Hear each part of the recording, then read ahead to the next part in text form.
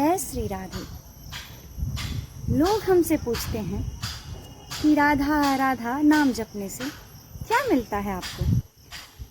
ये भी कोई पूछने की बात है कि राधा राधा जपने से क्या मिलता है मुझे। सुनिएगा, 4 पंक्ति मैंने लिखा है, प्यारा लगे तो राधे राधे ज़रूर लिखिएगा। जिस जिसने ये नाम जपा, जिस जिसने ये नाम जपा, वो तो माला माल हुआ। जिस जिसने ये नाम जपा, वो तो माला माल हुआ।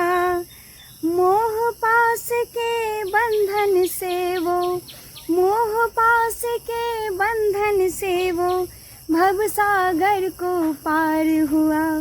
मोह पास के बंधन से वो भव सागर को पार हुआ। धन दौलत का रोब न रखियो, कि धन दौलत का रोब न रखियो, सब धरा रह जाएगा। धन दौलत का रोब न रखियो, सब धरा रह जाएगा।